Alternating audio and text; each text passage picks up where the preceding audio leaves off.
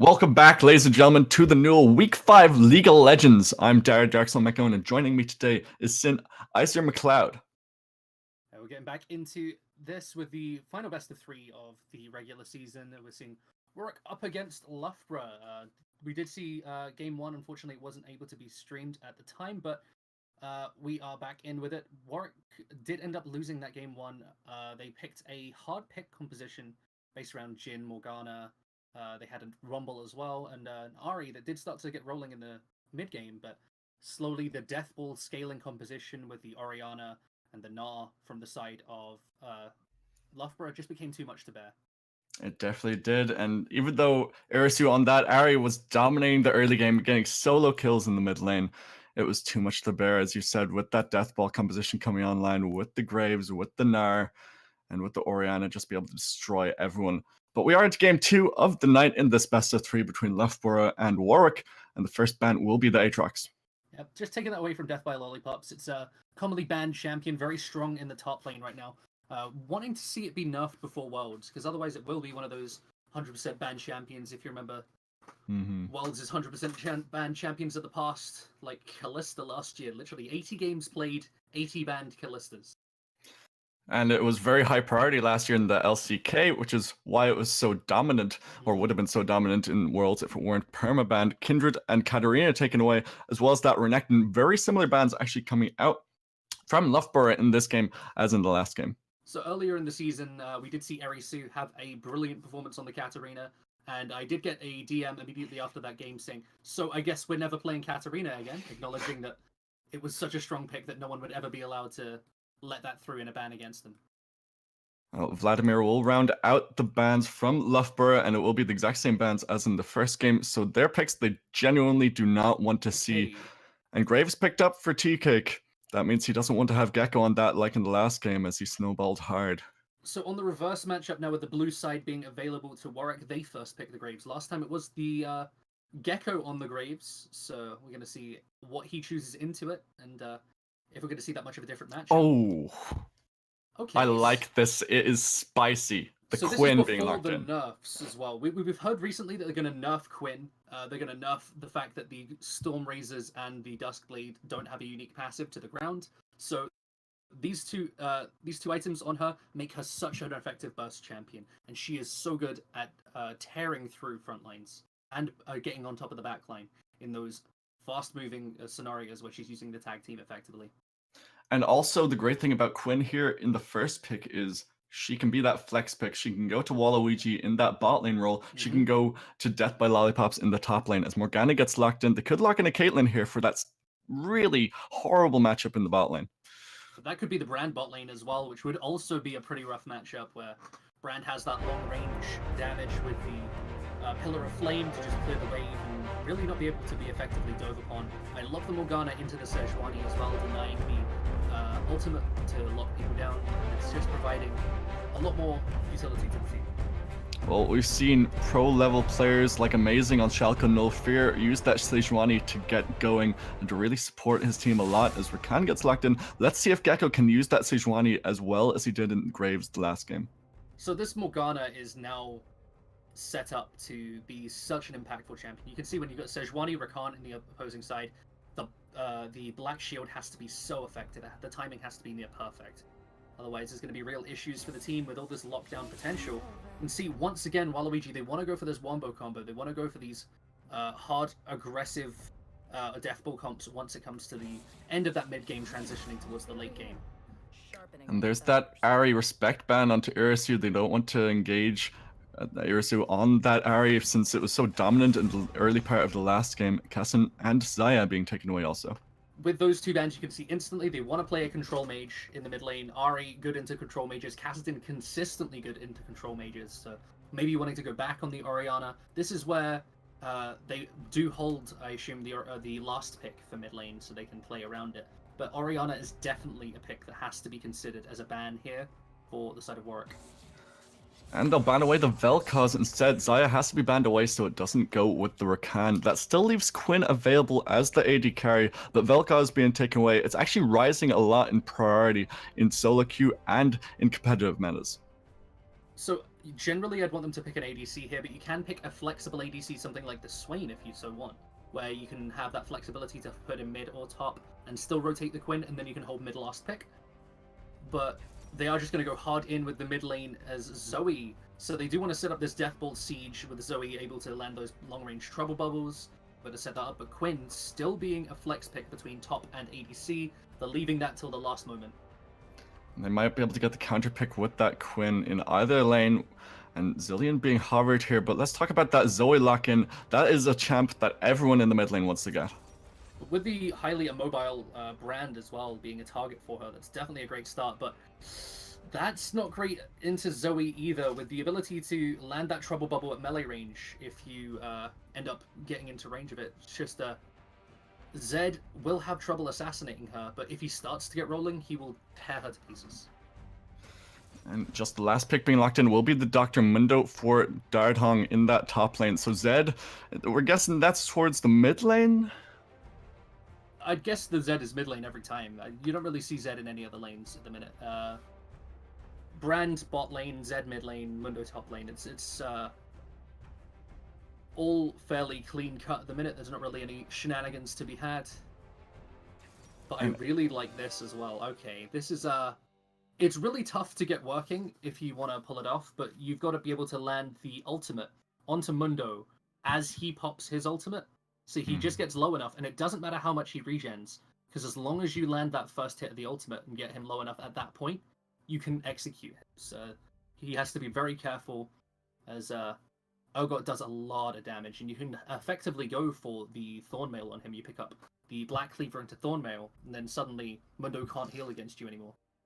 Well, Urgot is known as that tank shredder, but I think the matchup that we need to focus on is that Zoe into the Zed, since he can dash away using his shadows from that sleepy trouble bubble, and he has a lot of burst damage if he itemizes correctly. It's the idea that you can just simply land that E at melee range whenever Zed wants to go in on you as Zoe that makes it that much harder, and you get to push the lane out so effectively and roam that you can make plays happen on the bot side. You can have Quinn rotate mid, you can rotate towards the Quinn. There's so much that the Zoe provides that the Zed just doesn't. So the Zed needs to prove that the pick is impactful enough. The Zed needs to prove why the Zed has been locked in here. Because if you look at this matchup, the win rate for Zed is 44% against Zoe. That's not a good matchup for Zed. So you have to prove that you are good enough at the Zed that you can warrant the pick. And we saw how proficient he is on that Ahri in the mid lane. Can he play this assassin in the Zed? And Quinn, as you said, can rotate up towards the mid lane, and Zoe can rotate down to the bot lane. But Brand and Morgana, that's a hell of a lot of AP and a hell of a lot of CC. It's definitely a really effective laning phase that you can get out of it, and you can deny the Quinn the snowball she wants. And I remember hearing once whether Quinn is a top laner or an ADC, and the phrase was, well, she's got twice as many people to kill bot lane. But not really going to have that much of a chance into the Brand and the Morgana. Just that much of the Black Shield plus all the bonus damage. You might have to itemize some magic resistance early on just to deal with it. So with the Mundo having that kind of tankiness in the top lane with Urgot trying to push it in, is that where the junglers are going to put their focus, or is it more focused on getting the Zoe or Zed ahead, or is it more going to be in that bot lane having that push from the Brand and Morgana? I think the bot lane is just going to be trying to survive from Brand Morgana until you get to a phase where Mundo can try and take over team fights. With the Graves as well, we talked about. Once you get to those 3-4 items, you do start to provide a lot as a frontliner. But speaking of frontline, you've got Sejuani on the other side, and I want to focus on the Sejuani. Where is she going to make the plays? Where is she going to be rotating? Can she get the chain ganks off? Because we've seen some Sejuanis pop off before level 6, start to make plays happen then when they can get the E stun onto people and start locking them down, having the massive percentage health damage. So it really is about how much Gecko can do before he hits level 6 into the Graves, before Graves can really become an effective threat. And if T-Cake plays like he did in the last game, he's not going to be as effective as we would like on that Graves, and Gecko might be able to do something with the Sejuani, with the early ganks, especially if the lanes have been pushed up. However, you mentioned before the Morgana is going to be really that pick that will kind of crush the dreams of Gecko on the Sejuani because of the Black Shield. It's definitely an effective piece of the puzzle in terms of trying to deny the Sejuani, but a lot of it will come down to how effectively Mundo is frontlining. If you can draw the threat off of Sejuani in those later game team fights, where you got the 5 men around each other, then Mundo is going to provide a lot. He's going to be denying anybody really an effective shot onto the back line. Zoe will have to look for creative ways to get on top of them. Quinn will have to look for a flank, for example. So you need to have a lot of ward pressure down. But it's down to the fact that it's buying space for Brand. It's buying space for Zed to look for those assassinations, to look for the time necessary to get on top of somebody.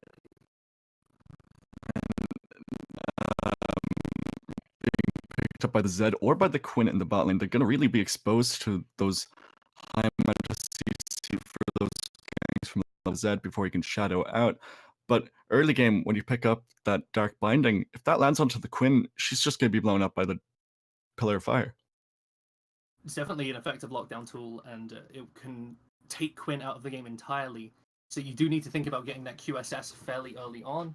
With all the magic damage on the opposing side and the CC available, you've got to be thinking about that. Normally you see in these matchups in mid lane when you're up against like a Sejuani, however, or coming mid lane, you'd run Cleanse. But Zed acknowledges how much threat is onto him and how much of the pressure is onto him to make plays happen.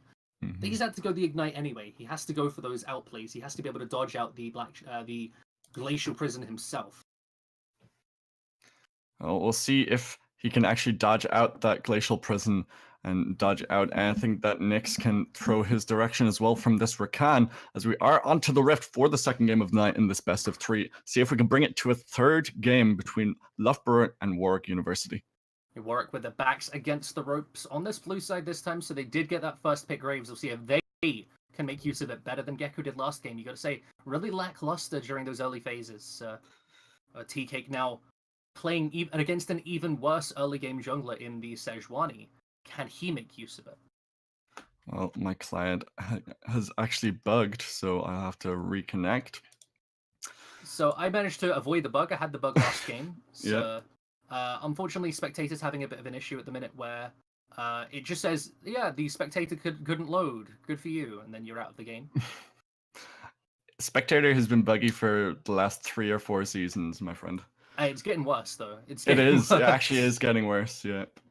I think last game we did actually see a 5-man invade from both sides. This time, Loughborough, they stick together for the 5-man invade, but Warwick actually splitting up, slowly dissipating through the enemy jungle, trying to fan out, get some extra information down. They want to start on this enemy blue buff, though.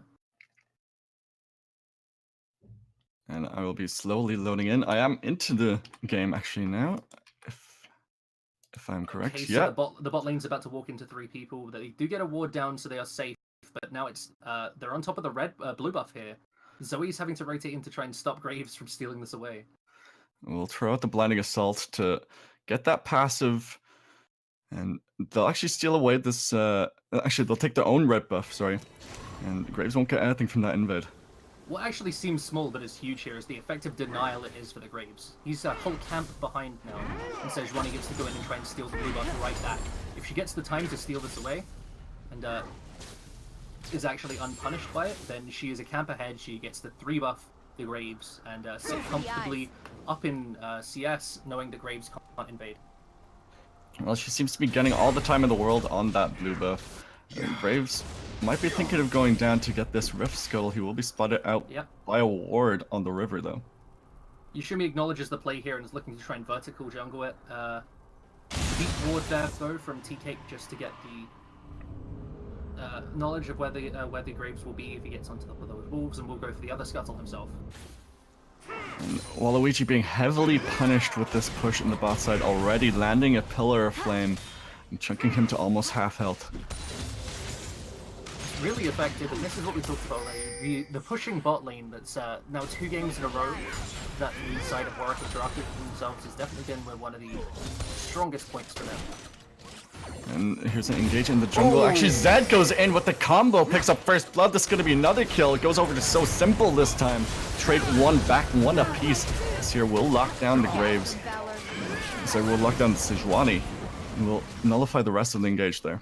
So they get the 1-for-1, but Zed now having the CS advantage after Zoe has a moment. All of this is because of what happened during that level 1 play, where Graves got forced off of the blue buff. They all buy into collapsing onto the blue buff there. Although Gecko is in a better situation, has prepared for it. Graves gets that first assist, gets the kill onto his Zed where you need the snowball goal to be, but does go down for it. Gives Sejuani a much better position in terms of the overall jungle farm positioning on the map, and Zoe gets the kill back. So not quite what you want if you're the side of Warwick, but the right direction for the team. They're all rotating as a unit. They're trying to make plays happen, and they're not playing into the death ball that Waluigi is building.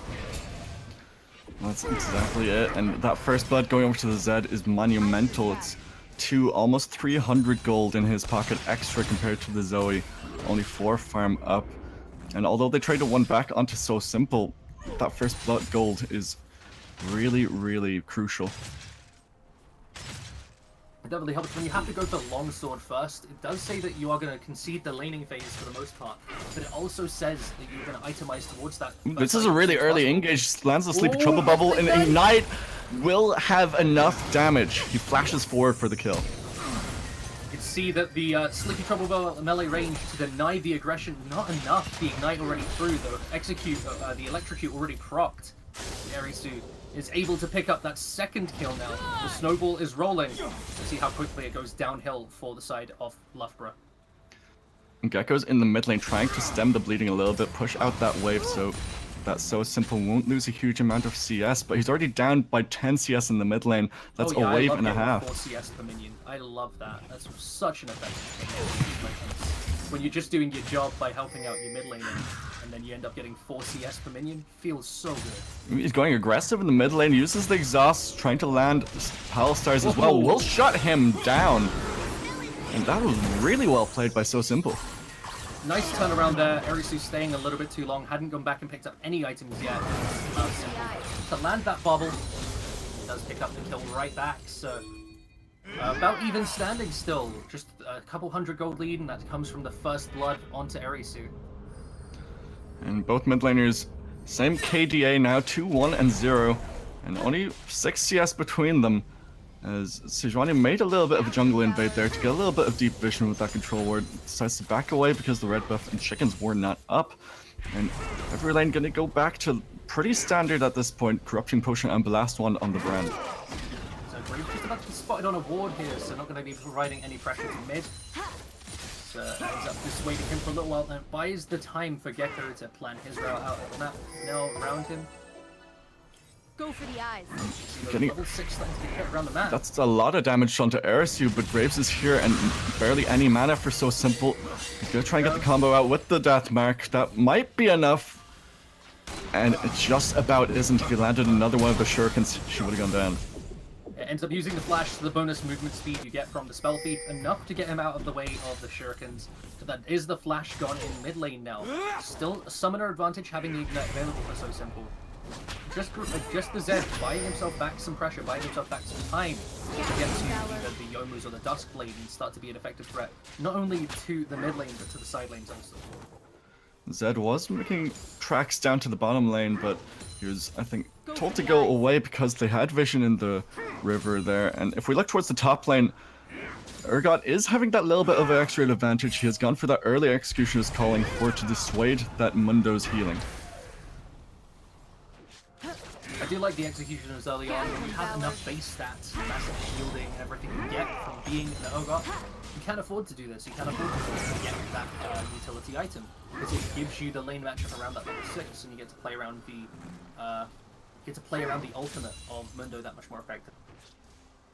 Especially since Mundo is level 7 now, and having the push in here is great. It will allow him to continue to snowball that CS advantage, but we'll bring out the Disdain here. And lands the Fear Beyond Death. Can he get him low enough for to use it? He does! That's a Fear Beyond Death. Will get a kill on the top side. First kill for the Urgot. I had to check there for a minute that his ultimate was even active so low throughout all of that, and the healing never seemed to come through. Out from Valor. Really an issue there for the Urgot, but not an issue for the Urgot. Still very well done. And that was the effective use of the Executioner's Calling as Duskblade of Drakthar is picked up for the Zed in the mid lane. He's going to start to do a lot of damage with that Death Mark and with the Shurikens. So the fact that the Zed now having this Go for couple the kills early on does mean he should be looking to make a run towards bot lane. Need eyes Has on the bonus movement speed from the Duskblade as well to be able to get down there. It should be a decent time for him, but it's just a case of the fact that the Zoe has the weight and she has the pressure. You can see that she's already down there, while Zed is forced to be clearing mid. So. Well, she Still has getting up to sacrificed CS, 10 farm, and will be sacrificing some of that experience as well. Ursu getting rid of some of that vision with that passive from Duskblade of Drakthar for that one hit on wards. That feels so good, being able to one-shot a pink ward like that buys you so much time to be able to make these plays happen, buys you so much time to roam. You can end up using that Duskblade passive to kill like 2, maybe 3 wards during the timer. Sejuani was sniffing around the mid lane for a gank, actually pinged out as well by So Simple, but decided to back away. Doesn't want to risk anything this early, even though he has that spirit, that glacial prison effectively available. As So Simple will be caught out here, doesn't have the flash, will use the hop, skip, and jump over the wall, but taken out by Ursu. 3-1 on the Zed, starting to rock and roll.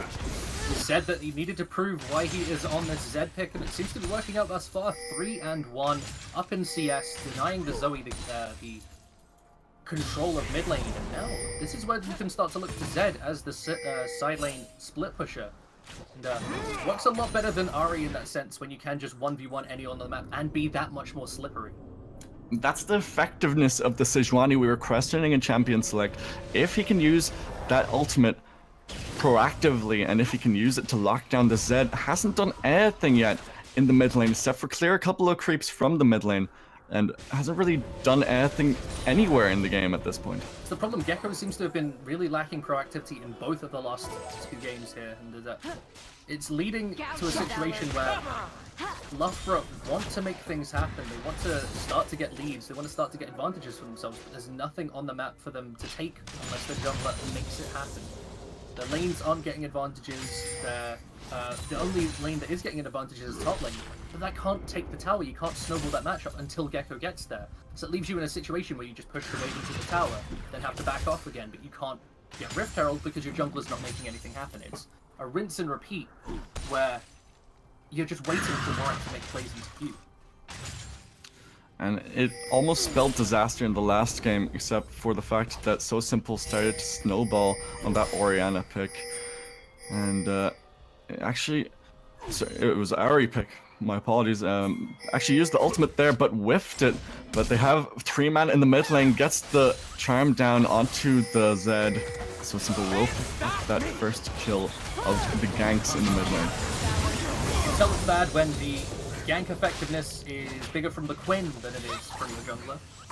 But the fact that they get that kill, they get the shutdown gold they get the kill onto Zed, they shut him down in his tracks before he can start to really get a big bounty on his head and start to get back into the game, at least have control of mid again for just a moment, get vision control. You can see now around the topside river, that place is littered with wards. They've got the Scuttle Crab as well. It denies Graves a lot of effectiveness towards the top side, where you know he wants to try and deny this Urgot as soon as possible.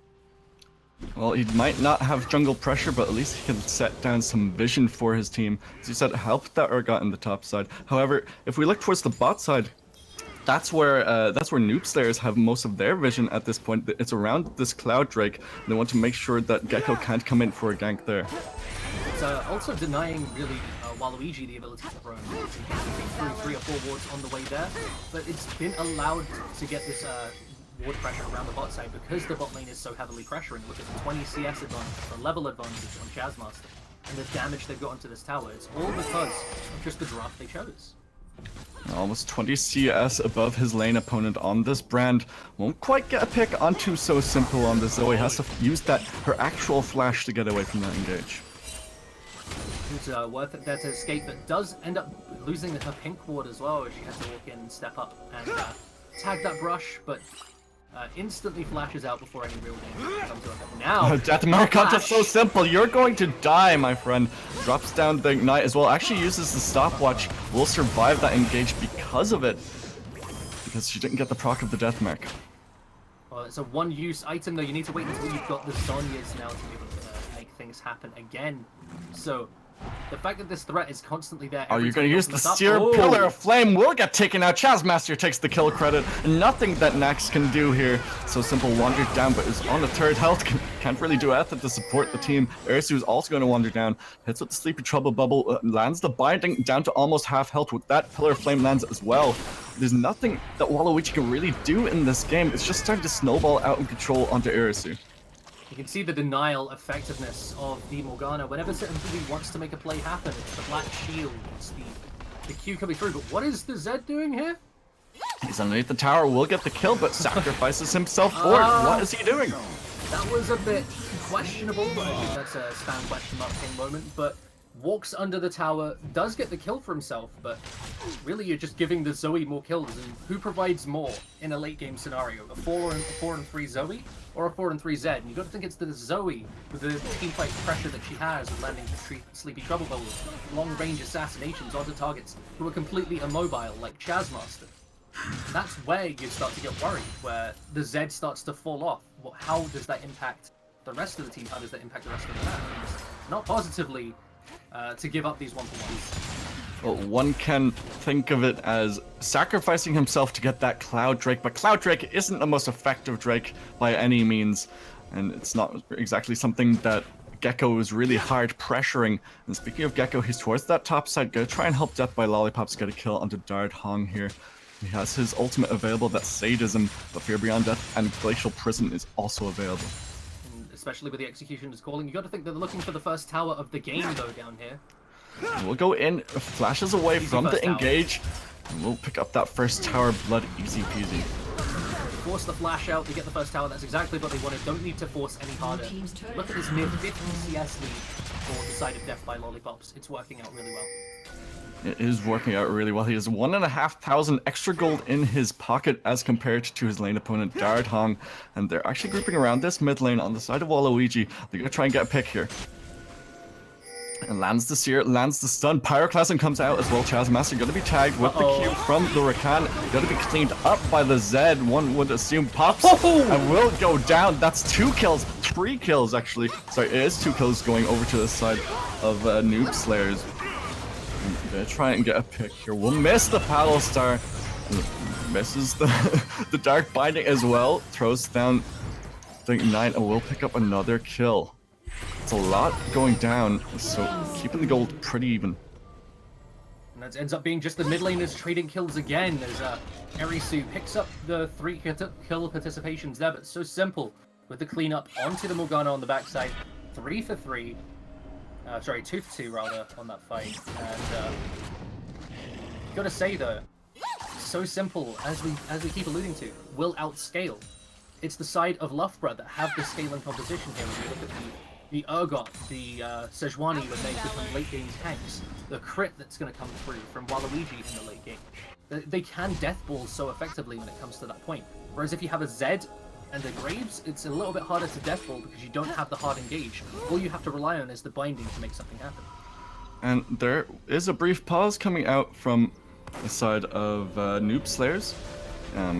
Apparently there's a bit of lag on T-Cake, so we'll be getting back into the game as soon as we can. But if we look at the state of the game as is, So Sybil has picked up that Seeker's Arm Guard, going to be building towards that Zanya's, and that will effectively nullify the amount of damage Ursu can do to So Simple. Well, the one thing I'm looking at right now is really, this is a lot more like a Dota game when you see something like this, where it's just the carry and then 4 supports. Mm-hmm. Where you've got these 2 members, these 2 Titans in the mid lane going up against each other now. 5 kills onto the Zed, 6 kills onto the Zoe. It's about who can make use of their gold lead the best. And that's what's going to lead to a teamfight victory, to a map victory. And it's just down to the rest of the members and how well they can support them. And when we see the later stages come along, that's when you can start to look to Chazmaster, to Waluigi, to be big threats also. I'll see if So Simple can use that gold advantage that she has in that mid lane. Even though she's down by 6 CS, it's not a lot compared to being up by 1 kill. Behind enemy lines has been popped by Waluigi. Gonna use that to roam up perhaps to the mid lane. They have an effective amount of actual vision in that bot side quadrant. But Zed will sniff that something's gonna happen and will back out as more lag coming out from the side of Noob Slayers. I thought this was the NUEL, it's not Compose League, come on. But we've got the, just to shake down the game a little bit further, I want to look up at the top side and I want to focus on how well Urgot has been shutting down this Mundo. He's been pushing him under tower consistently. He got the first tower gold for himself, which allowed him to pick up the Black Cleaver, so the 1v1 is that much easier now. But you've got to make sure you're not just spoon-feeding CS to the Mundo, where the wave ends up way away from you and you can't go and contest it for fear of Braves ganking. You've got to make sure that every single time you're making a play happen, every single time you're pushing the wave that deep, that you're making something happen across the map that Mundo is unable to respond to. Or, for example, you get a dragon because Urgot's able to rotate down to the bot side. You're making Mundo use his teleport and making him lose all that CS. You want to be forcing something out. You can't just let him rest on his laurels, or that's when Mundo starts to be able to get back into the game. And it just goes to show how hard they are punishing this Mundo in the top side, since he has to go for that stopwatch because of all the engage and kill pressure that Death by Lollipops and to a lesser extent with Gecko has in that lane. They have a huge amount of kill pressure there, since even with the Sagism being popped earlier on, they were managed to get the kill underneath the tower. And it's all because of that Executioner's Calling. And now with that Black Cleaver, it's going to make it so much easier. So I want to talk about Warwick a little bit here. With they started off, they just came into the scene, and with Kerberos in his first split on the team, was able to make finals and shut down Aston, who had been so dominant in the previous split, take them to the University Esport Masters, and then start winning out. But since then, it fell off a little bit, and they put a lot of investment into it now. They put a lot of more support academically into the players. And so now they've got Overwatch, where they're the #1 team, CSGO, where they're the #2 team, and League of Legends, where they're currently the #2 team. They're building a really effective esports system around the university, and I think that really has to be credited. It's great to see from an outside standpoint, just seeing esports develop so effectively. It definitely is. I love seeing when universities support their students in so many ways, especially in esports, because esports is such a growing sort of phenomenon, and it's great to see that they're supporting it. So we talked a little bit about what it means in the UK, because we've been seeing this in NA so often, where you like, for example, Columbia College, where they actually give scholarships to the players, and all these other universities where they're starting to actually pay esports players to play League of Legends. They're starting to brand them effectively. They're starting to allow them to have more freedom, and it's making a lot happen for them in terms of the fact that they can commit so much more to League of Legends, or they can simply just live out that fantasy for a few years and then buckle down into the full academic side of it when they need to, when the season's off, because it's just for that couple months, and then go into the workspace having had those years where you got to play on the LCS stage. And I love what Riot does to support it. Yeah, it's really, really good to see. And we have no word on the lag so far, on the pause, I should say, but it is lag on the side of Noob Slayers. It was an issue with T-Cake, and now it's also an issue with Chazmaster on that brand. And we'll be resuming as soon as we can. But if this does continue, we will end up going to a short break. But we just want to make sure that it's not just going to be another 30-second break and then we're back in. So we want to touch base with the players, make sure we know what's going on. But while we are actually here in the game, I want to have a look at the state of the game at this point. We're 17 minutes into the game, 200 gold between these two teams. Where is the jungle priority actually going to be placed at this point, if we were to speak of Gecko having some priority in the jungle, since he hasn't shown very effective ganking or very effective pressure in the lanes? It's really the jungle priority, you can say, where Gecko wants to go on the map is looking towards just focusing with the team. You can say they want to blow down this mid lane tower. They want to make sure that they've got Urgot rotating down from the top side. You've got the, as you can see right now, what is happening on screen right now in the pause, is you can see Urgot rotating towards that mid lane. You can see the Quinn and the Rakan. They end up hovering around, but with that massive pause, it does give them the time to unfortunately look at the mini-map and see it coming. So Death by Lollipops could be cut out here. Has to flash away from the death mark, but Ursu's getting a lot of damage now. Miss. Oh, that was beautiful! He hits the he hits the Fear Beyond Death, but gets taken out before he can actually fully pop it. That was so beautifully done, but Darthong picks up the kill onto So Simple. Out comes the Glacial Prison. Chazmaster gets black shielded, so he won't get stunned up by it. And that's actually a trade 2 for nothing in favor of Noob Slayers, and they're looking for more here. And he has to use his Grand Entrance to try and get away. And Darthong is just going to push in this wave now. Having a first kill of the game onto him is going to do so much for this Mundo. It's so sad to see Death by Lollipop so close to making the outplay, but ends up the Ignite burns him down just after Erisu would have been killed. And just before, rather, Erisu would have been killed, and it does cost him that one. Allows Erisu to get to this double lethality spike. He can start to make things happen with that now, but it's now put them in a 1.3k lead. It's denied any pressure onto mid lane, and they can start to siege up themselves, throw Zed into a side lane, and start landing these, throwing the brand towards the lane where he can buy the most time and deny the most pressure. And they do see the Quinn in the bot side. Waluigi is there. We'll be rotating around using that behind enemy lines. But he gets the death mark before he can do anything. Will be popped and taken out before he can get enough damage onto Irisu. That's 7-3 Zed. He's starting to be very, very scary. As you said, he's in the side lane, but in the mid lane, Chazmaster goes down to So Simple. Grand Entrance with the charm. And Percival is not going to do anything, because he doesn't need to do anything. He just won't be taken out. Soul Shackles out, Fear Beyond Death. In comes the Urgot for a free kill. Thank you very much. 2-1 on this Urgot now as Irisu is going to push in the bot lane, but they're sieging in the mid lane.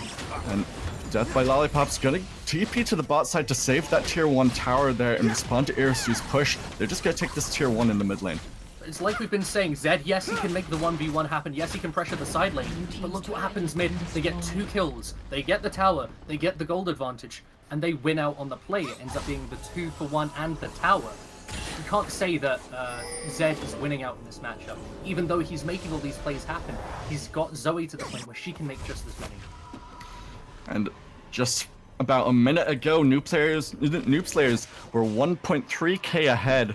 And now they turned that completely around, and now they're 0.1k behind, or very even, very least. So that was a huge gold swing in favor of Waluigi.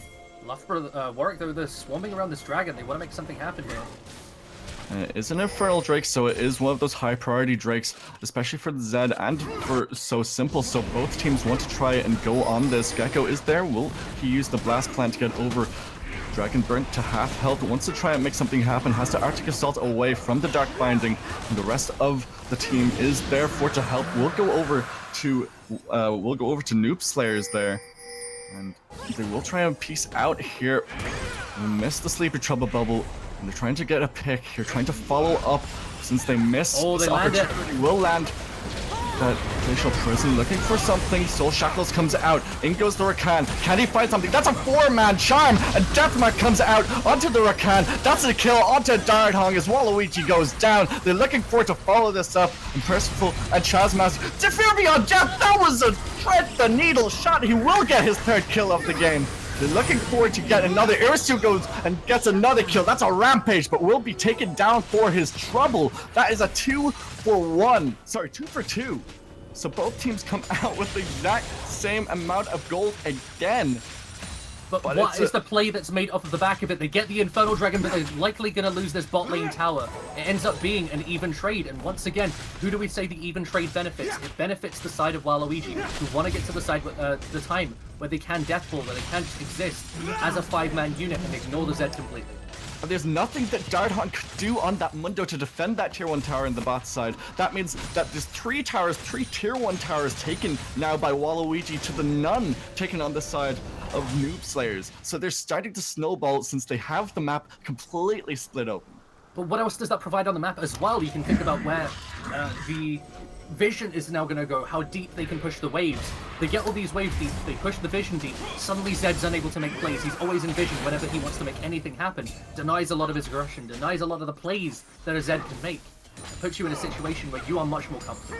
You are much more able to make a push happen, knowing where Zed is on the map, knowing exactly the assassination range, and perhaps make a play onto him when he stops it. So Shackles goes down, Grand Entrance will hop, skip, and jump away, lands the Dark Binding onto So Simple, and they won't be able to make a pick here because of the maneuverability of the Rakan. But they're gonna get rid of some of this vision that Rakan was trying to get down. Nikes trying his best to promote that vision control for his team. Mundo free pushing in the bot side. He doesn't have his teleport available if a team fight were to break out. You can see that the side of Loughborough, they're hungry to make something happen. They want to force deep, they want to make a play. But the wave pressure is constantly against them. They're constantly being forced in where they have to respond to the Zed in the side lane, have to respond to the Mundo and save their towers. And that's why they're able to stay even right now, as they weren't able to make these plays happen around the towers. That's where things started falling apart. Zed in the bush in the top side was trying to see if Waluigi will poke his head out and be able to get a free kill there, but he'll just use his behind enemy lines to rotate towards the mid lane with the rest of the team. Gecko is in the bot side, pushing out that wave that Mundo was trying to push so hard into the tower. And ooh, nice binding. You really need to start to get these towers to try to crack open parts of the map, because otherwise they're just going to be smothered by Waluigi. Uh-oh, Rakan has to use the Grand Entrance away, but the really nice binding there from Percival to deny the aggression, force them out of the jungle, and this is exactly what they want to be, though. They want to be forcing the vision deep. And if you've got players who can make these plays, then you deny them the deep vision, you deny them the ability to scout you out in advance. And this game is so even except for the towers, because they're even on gold and almost even on kills. But here's a pick on Darthong in the bot side, will be denied by the teleport coming in from Chaz Master. Glacial Prison will lock him up to deny that engage, but Darthong wants something, forces the flash out of Gecko. He has to disengage using that summon.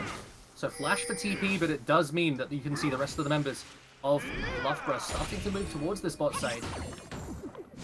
Be a pick, won't be able to get anything with that Sleepy Trouble bubble behind enemy lines. Looking for the follow-up here, but he could be caught out here. He has this backup of Rakan, uses that Pyroclasm, and actually he doesn't get anything for it. Just the one-man Pyroclasm doesn't end up making any of the bounces happen, and he's down with that spell. He's down a lot, but you can see they forced that flash from Gecko, the heal from the Quinn, and now the TP from Shazmaster gone as well. Though it's resources being burned around the map. It gets you in a situation where one of these plays happen, where it ends up being such a scrappy fight. Everybody's burned every single resource, and it ends up being like we saw earlier, where Zoe's just using auto attacks to try and take down Morgana. And as we were watching that engage in the bot side, Irisi was in the top side getting the first tower of the game for Noob Slayers. And two in a quick rotation as well, as the bot lane tower went down shortly after. They did get two on that rotation. And look at the damage that he's trying to get down So Simple onto Darthong on this Mundo. He just isn't really scratching the surface. He's barely scratching the surface because he has that Spirit Visage and Sunfire Cape. It's providing a lot right now, but you got to think as Zoe starts to get towards the later items, I think a Void Staff's going to come through. You got to think that the Morellonomicon's going to come through as well to provide that consistent instances of the Executioner's Calling effect, the Grievous Wounds. So it's going to be a matter of time, really, you have to say, before the Zoe starts to be able to burst every single member on the side of Warwick, but it's whether they can make the plays happen before that comes to be. If they can make Shazmaster land Percival can be caught out here. He uses the Soul Shackles as well as the Black Shield to try and keep himself alive. Will use that Grand Entrance, and he just goes down to Gecko. Nothing that his team can do to respond to this. They weren't around there to try and respond. It ends up being a little bit out of position, caught out on the collapse. Oh, nice Sleepy Trouble Bubble. Can they collapse on it? Trying their best. Shazmaster picks up a kill onto the Rakan though, as Gecko will get the Pyroclasm put down onto him, and a few more cleavers being thrown out. Sleepy Trouble Bubble will help keep him alive. Flashes and uses that cleaver, will pick up a third kill of the game for him. And now these fights are going in favor of Noob Slayers. They didn't have everyone in the team available. This is Zonya's Zonya's a little bit too early, means that the death mark comes through.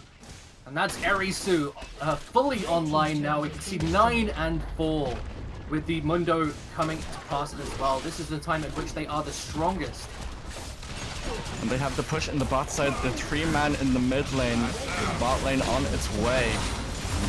Trying to get something death by Lollipops. He's going very low here. He doesn't get the chance to land his ultimate. And they're going to try and get a second.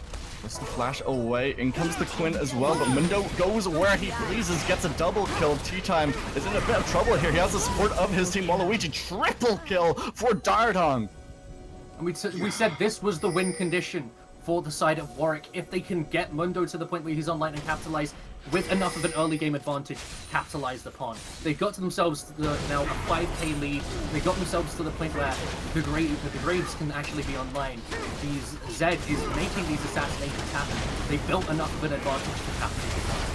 Zed's gonna try and deter Gecko here. He knows that Zoe's around as well. They have the vision.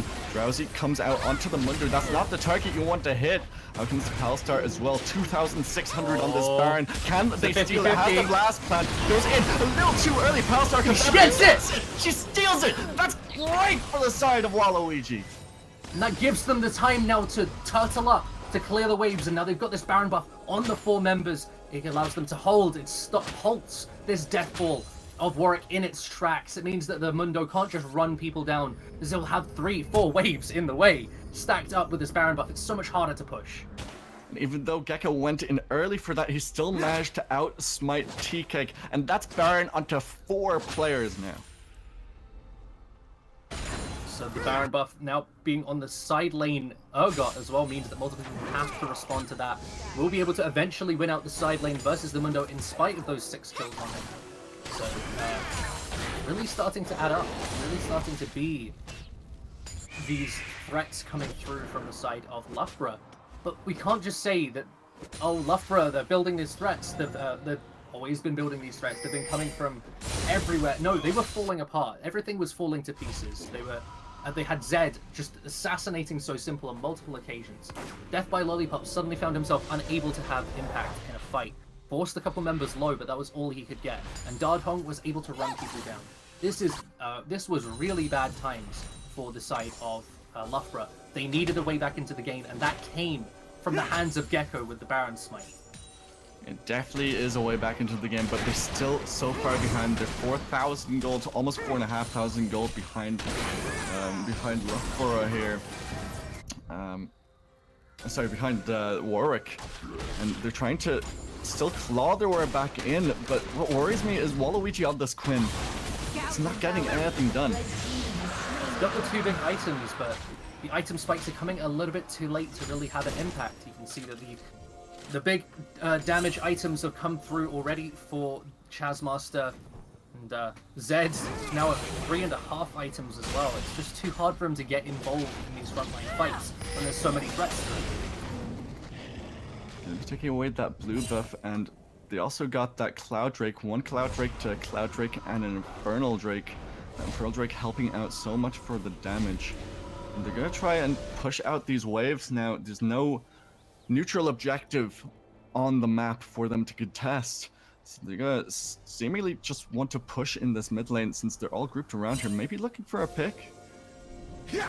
You can see that 5k gold lead, though, it isn't really shrinking at the minute. They need to make some proactive plays. They need to make something happen while they've got this Baron buff in place to try and siege up on a tower, try and get some chip damage. But they're so afraid of the Zed, Mundo, and the brand that they are unable to force, they're unable to make this happen. They can't exactly just take a pick onto the Mundo. They might be able to get somebody on the Zed, but the Zed is with the rest of the team as a 4-man squad in the mid lane. Mundo also gonna walk his way through that river, spotted out by a ward. And they seem to be very cautious. They seem to not know what to do in response to how big a deficit there is between these two teams. They seem unwilling and unable to make a play happen with this Baron buff. They're assuming that this is the level of your play to a Baron buff is if you've got 2 advantages. And they're playing it at this point. It's So Simple finally making something happen. But Zed... Oh, Zed is just gonna come in and get a free kill. Doesn't even need the deathmatch for to get the kill. Cool guys, don't look at Quinn's popping, just turns around to focus on the Canyon minion. And They got a pick, but they got another pick back. So the fact that they can force mid lane here, the fact that they have the ability to now know where the Zed is on the map and try and force this wave deep, even though the Baron buff has run out, they're trying to get through this. They definitely are. Can't be slowed on the side of Gecko. They're going to try and take down this tier 2. Really But nice Zed is also responding with a tier 2 on the bot lane. We'll get rid of that minion wave, so we'll just wait them a little bit. It gets the tier 2 on the bot. They have to respond to this. Zed's getting a free push in the bot lane, and you're not getting a pick in the mid lane, doing barely any damage to Dardhong. He's far too tanky at this point. And Gecko's trying. Sorry, Death by Lollipops is trying to recall, but as you said, being stopped, and that's the inhibitor turret being taken. They're trying to take the fight here. So Simple gets his first kill of the fight, but Death by Lollipops goes down. He will proc that Guardian Angel. Zed takes another kill for himself, 12 and 4. He's going up to the inhibitor, and he's gonna take it for free. Only Chazmaster going down, but they trade on the other side of the map as the Quinn respawns. Window still low, but is it enough? 3 for 1. Well, 3 versus 1, I should say, as Gecko is gonna go down eventually here with the dash from Gecko trying to get him away, but T-Kick has his own dash. Oh, the Warmog's heal is enough to keep him alive. He had lethal on him, but the Warmog's ticked twice, and it was just enough to keep him alive. And now So Simple making the collapse happen, trying to pick up Percival. Percival will go down to So Simple, and as you said, Warmogs also with the smite onto the Krugs keeps Gecko alive. But they lost that inhibitor in the bot lane, and they're just hemorrhaging all over the map. Now, we said that Percival would have a large impact on the game and allow them to make a siege happen, but when Zed is just walking into the side lane, forcing somebody to respond to him, and then instantly destroying them without any response from the side of Loughborough, it's becoming more and more of an issue. It's becoming really the event horizon happens where how long does it become before Zed walks into the side lane, 3 people collapse on him, and he's able to 1v3, or just simply escape, and then his team can get a tower on the other side of the map. And worst of all, they were in a 5 versus 4, and Quinn had to respond to the Zed, and then they couldn't take the fight. Even if the Quinn was there, I don't think they could actually have taken the fight, and Zed could have taken more. Zed ends up just killing Quinn twice for his troubles. There's another 2 kills on the scoreline, but with the Ravenous Hydra completed as well, building towards what you assume is going to be a lost item GA. Just so destructive, so brutally strong from the Zed. You'll have to kill Zed twice, and that is a tall order. And T-Cake also has his Guardian Angel here with Baron spawning in 27 seconds. Honestly, with the GA, what you're looking at more is the armor for the 1v1 with Waluigi. It does help, definitely, but you need it for the armor. Oh! He just pops so quickly. Super minions are conga lining into the base. Baron is up in less than 10 seconds. They have to split their focus here. Can Gecko help them out? Can he get another miracle steal? Dardhong is far too tanky for this. He has his sadism popped and he just doesn't care what you're throwing at him. The rest of Waluigi have to retreat underneath the tower. Gecko goes down. Ursu dominating on this Zed pick. TK picks up another kill for his team. First kill of the game for the Graves. They might just close it out right here, right now. Deathmark onto So Simple. Pops it early with the zombies. Another wave mid, the Super Minions bot lane. This is looking to be the game coming in here for the side of Warwick. They're bringing it back to 1-1. They definitely are. This will spell the game. Mundo is just tanking these turrets for days. They're gonna focus the Nexus, and that will be the game, bringing it to 1-1. Warwick University versus Loughborough.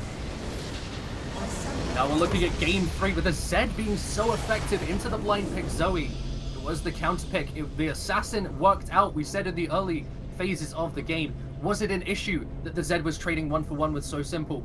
And it seemed to be so. The plays started to come through from the side of Loughborough. But Erisu makes more happen, proves why he's on the Zed pick, makes constant assassinations happen in the side lane, and doesn't fall off, crucially, as the team starts to get more AD resistances. And it's not really something that they could have actually fought against because of the lack of proactivity from the rest of the team on the side of Waluigi. They just didn't have the proactivity in the early game. Gecko wasn't there with the ultimates from level 6 to try and lock Zed down. And even though they had some nice trades and So Simple was actually starting to get some kills in the mid lane, it just snowballed out of control. And it's the fact that Gecko has lacked proactivity 2 games in a row. One on Sejuani, where you really need to be making proactive things happen, and one on Graves, where you felt like maybe he's going to struggle versus the Trundle, but he got an advantage. Got played on the Trundle rather in the first game, and had an advantage, and really just squandered it completely. It's causing so many issues. We need to see Gecko change it up, have an early game impact, because you can't just simply rely on the late game will come, when your late game plays are very questionable. We'll have to see if he can bring it back and maybe be more proactive than we've seen in the last 2 games. It really would have helped out his team a lot. It's an obvious thing to say, but it's just something that they're really lacking. They're lacking that proactivity, and it was something that showed early, mid, and late game, especially when Zed was in the bot side pushing. They just weren't proactive. They didn't go for that 5 versus 4 in the mid lane, and there's just nothing they could do. They would have slowly suffocated and bled out, or they would have just taken these fights, maybe won, maybe lost, but it's better to try and lose than just to stem. There are just some to bleed out. upsides still from this game. You can look at Death by Lollipops' laning phase, where he got a solo kill, he played out the laning phase effectively, he got advantages, and his team just didn't play around it. So you got to be able to look towards that top side and see Death by Lollipops getting a 50 CS advantage, and have Gecko come up there more. We saw one gank topside all game, and it was to secure that first tower. Didn't repeat gank, didn't gank until that point either, until the tower was already on less than a third HP. And all he did was pop that flash by the window, and from there, there's no ganks in the mid lane, no ganks in the bot lane until very late in the game, and that one gank in the top side. So are we looking at Gecko not exactly being that weak point in the team, but is it something that we really want to see him step up for his team at this point? I definitely need to see more of more play from him, because Sejuani, being his most played champion and still doing that little, is definitely an issue. But we're going to be back for Game 3 pretty shortly. We're going to go to a break, and we'll see you shortly for that one. And we'll see who can win out of Loughborough and Warwick.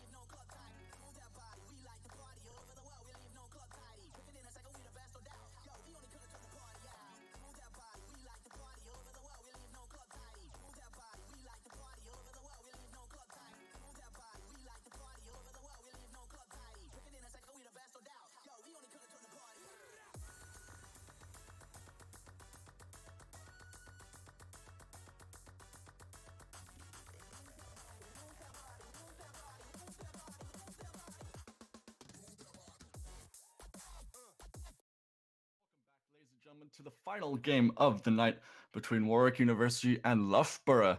I am, of course, Darren Dark Soul McGowan, and joining me once again is St. Isir MacLeod. I tried to put a roll on the oar there and completely failed. That's fine. It happens. But we're getting into game 3. It's 1-1. This is for all the marbles, first versus second. So Warwick did pull back that game 2. They were able to win it out with Erisu having a monster performance on the on that Zed. We'll see if that's banned out or if they simply just play around it with a different champion pick. Don't blind pick something like the Zoe next time, perhaps. Well, it is one of those power picks, and maybe they didn't expect Zed to be quite so effective. But if Warwick do win this game, win this best of 3, it will tie them with Loughborough for that first place spot. So, as you said, playing for all the marbles at this point.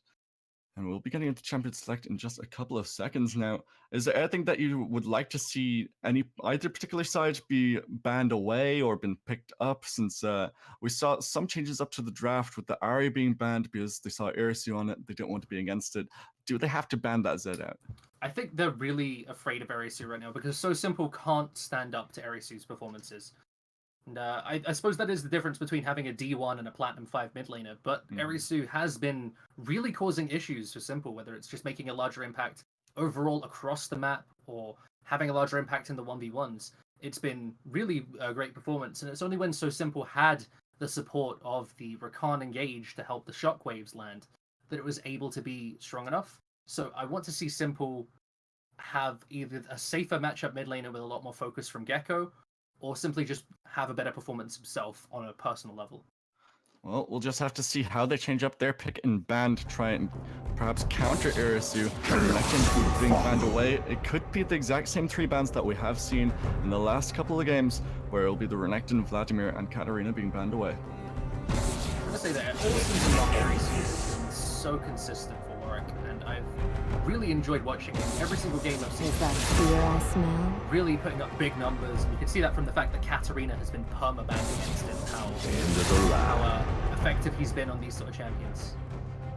And Graves being banned away this time, TK doesn't want to pick that up for himself, nor does he want to give it over to Gecko, so could be going for that Trundle as a first rotation Trundle champion, but they change it up. They're going to ban away the Morgana instead of the Vladimir that they've banned the last 2 games.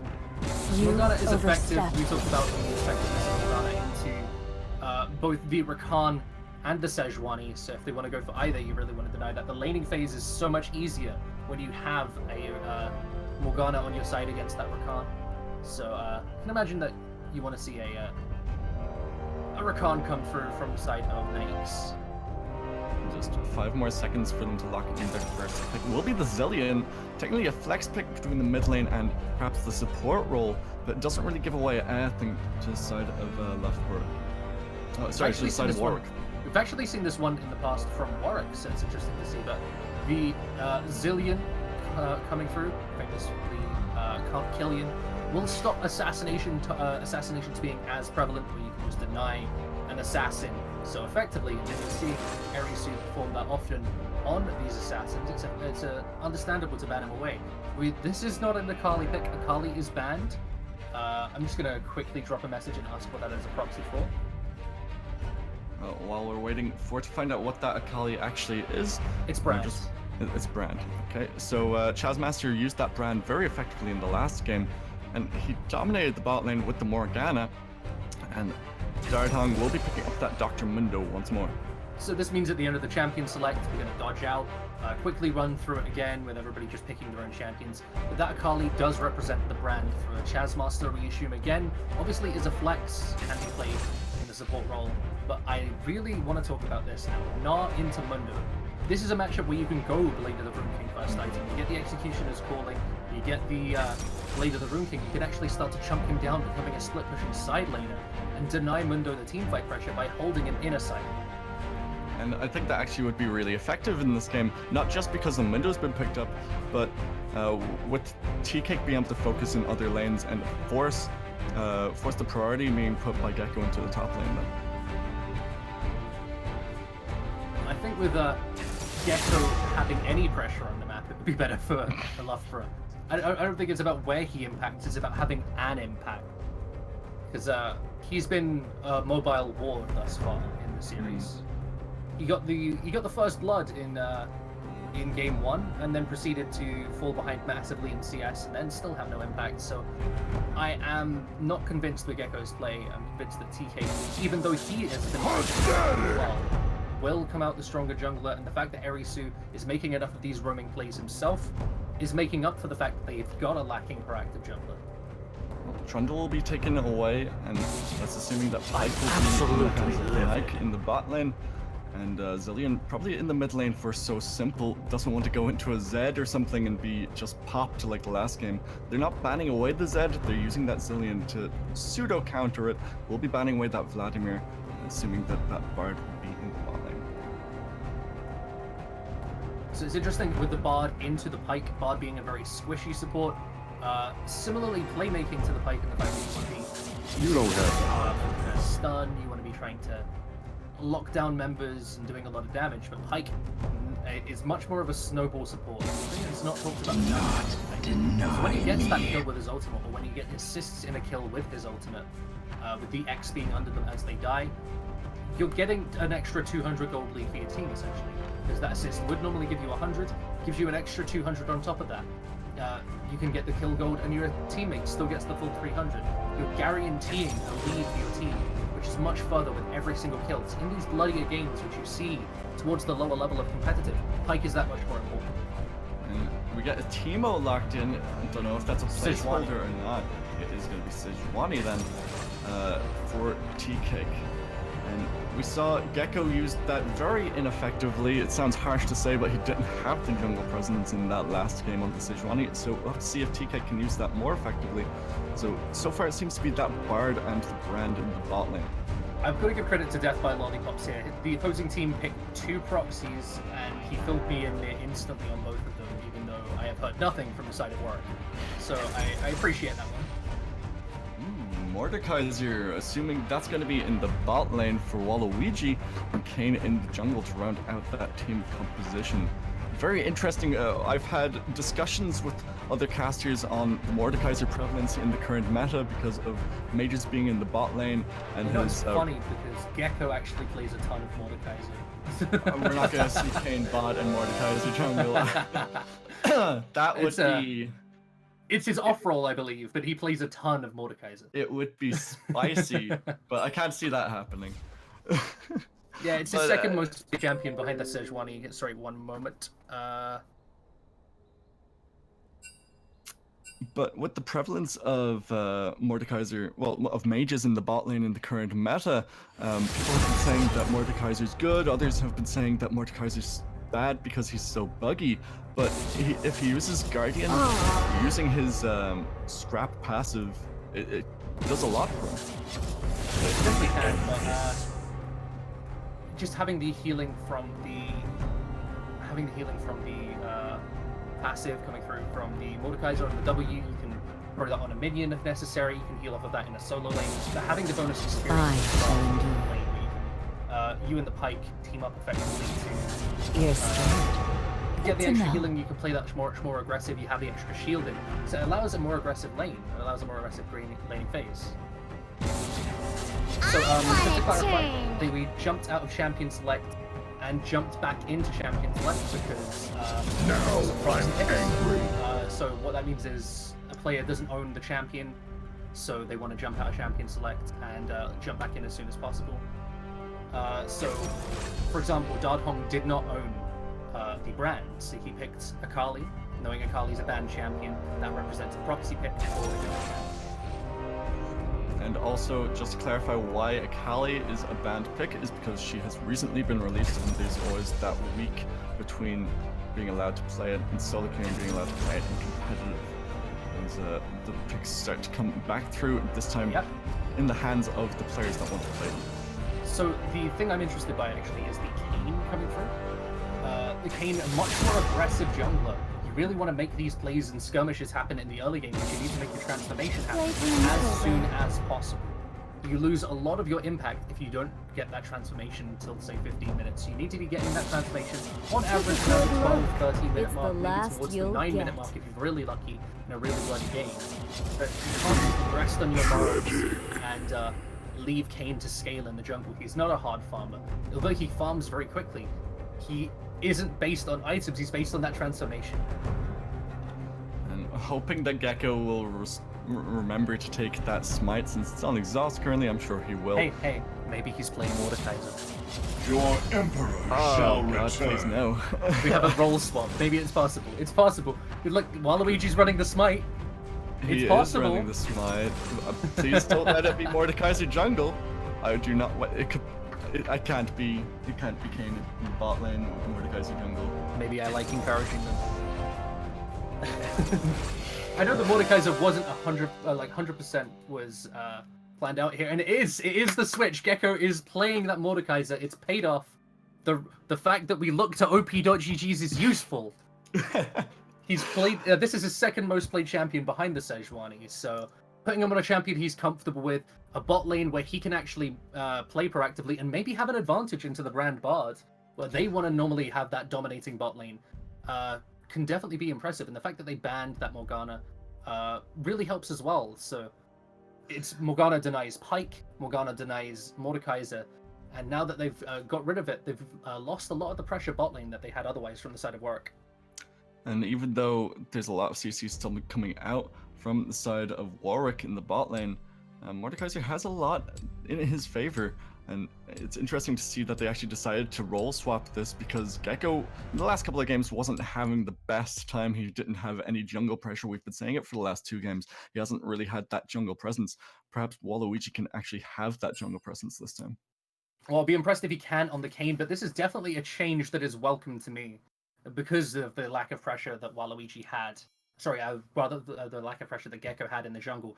Throwing it to somebody else. So I'm actually going to check up quickly on Waluigi's OP.GG, as he doesn't really play all that much jungle, but it is his off role. He's played some Sejuani, he's played a fair amount of champions. And the Kane isn't one that I'm seeing a lot, though. Maybe it's something that he has on maybe a Smurf account, or it's just something that he personally enjoys. Maybe he's played it in some normals. Okay. Do you want to hear how many games he's played this season on Kane, including in normals? Including in normals, I'm gonna guess 4. 7. 4 wins. 7. 4 wins. Okay, close. That was close. That's very little practice on the Kane. Yeah, maybe they're betting that he can have more jungle presence than Gecko, even though he isn't as well versed with this champion. But at the same time, it isn't hard to have more jungle presence than Gecko had. And it's not hard to have more jungle pressure than a Sejuani either. Yeah. In terms of those first few levels where Kane is actually able to get into the opposing jungle, get in the face of the enemy jungler. But it's whether Kane has the impact towards the level 5 onwards, where Sejuani actually is very good at chain ganking and very good at making these plays happen consistently. That's what you need to watch out for. That's what you need to see if Waluigi does just look exposed. We talked about this actually. We were having a chat earlier on about jungle players who aren't jungle mains. Mm-hmm. And like there's the 4 key elements of jungling that we mentioned before, which was jungle farming, ganking, counter jungling, and warding. Yeah. And generally, if you see somebody who isn't a jungler, they'll have maybe 2 of those, and they'll lose out on, say, counter jungling and warding, and they'll just get jungle CS and try and gank, and they think that's the core of jungling. Or somebody who just goes hard in and plays Lee Sin and tries to get in your face constantly, but they're down 20 CS after chain ganking, and they're 2 levels down, and you just dunk on them with a Talia. It's you had to put that in there. Yeah, it's just these examples of things that keep happening, where you just see a jungler who's not as comfortable in the role. So I'm wondering if we see that kind of thing from Waluigi, or if we see a more well-rounded style that can actually compete with TK. And for those of you not in the know, Icer here was talking about his own solo queue game with that Talia dunking on the Lee Sin. But if we go back to the draft that we have in front of us... I didn't brag, you bragged for me. That's the best kind of brag. If we go back to the draft we have in front of us, Nar wants to go aggressive in this top lane. He has his Ignite on him. If Sejuani can punish that in the early game, that would really put him behind not having that teleport. It's the Ignite can definitely be a great tool to get advantages, but if you fall behind at all, it means that you lose the teleport to get back into lane, your tower likely goes down, you lose so much more CS. So if we can actually see some aggression top lane from TK, it could work out. We'll just have to see where TK will decide to put his jungle pressure. You're saying that he should put it towards the top side. But what about the mid lane? Yasuo into Zilean won't have the kill pressure as much from level 6 when he has his last breath because of the chrono shift from Zilean. But he has the heal as well, going so defensively, so simple in this matchup. But look at the knock-up potential here with the Yasuo. There's not that much to set him up in these late-game team fights, and that's what you need to be looking at. When he's got these couple crit items, which have been dramatically lowered in price, I'd like to add, which have made him much stronger, you see the Yasuo in a situation where he needs to be looking for a 2-3-man knock-up to get in on somebody. And he's looking to get in on a Mordekaiser. Somebody who's got the extra shielding, the extra healing, the extra health stat. And it's that much harder to assassinate somebody without there being a more traditional ADC in the game. Well, we are onto the Rift for this last game of the night in the best of 3. It is 1 apiece between Loughborough and Warwick. And with the role swap on the side of Loughborough, let's see if that works out, if Waluigi can get more jungle presence and utilize that role a lot more than Gecko has done in the last 2 games. It worked out in the first game in favor of Loughborough, but in the second game, as you saw, ladies and gentlemen, it didn't work out for them and they ended up losing. So I'm finding it interesting looking at the exhaust bot lane. Not something you see all that commonly, but it is what Gecko runs consistently in solo queue when he's playing the Mordekaiser support. Mordekaiser AD carry, rather. And I just want to look at what items he generally builds. It is generally Rallies straight into the Andres. Mm-hmm. Unfortunately, it seems like we are having a couple issues with the client. Are you having those issues as well, Axel? No, I am into the game for the first time in 3 games. Okay, so I believe myself and our spectator are having minor issues. Mm-hmm. Well, so we'll make an effort to be in there as soon as possible. It's just a 5-man normal spread from both teams, just to prevent any early cheeky invites. I'm just going to force close the game and then attempt to reopen it. And both players starting off on their bot side buffs will be helped out by the Mordekaiser and helped out by Chazmaster and Percival on the Brand and Bard respectively. Getting the early push on the Yasuo in the mid lane and getting a little bit of chunk damage down with those bombs. I like the control Zilean can provide in the mid lane, where you can just land double bomb and back off, but the effectiveness of a wind wall that can deny a double bomb, because obviously you want to just on reflex go QWQ as quickly as possible, means that you can deny both of the bombs and all of the cooldowns of Zilean, therefore all of his damage is gone for another 5 seconds. I'm back in the game now. How's it going on the spectator end, though? Unfortunately, we'll attempt to get you back in as soon as possible, guys. Apologize for the issues. 1 second. So, we're going to go for an audio description for you listeners. I'm just going to flex my play-by-play. They're getting a push in early in this bot lane in favor of new players from Warwick University, getting the Pillar of Fire down and getting some chunk damage onto Gecko.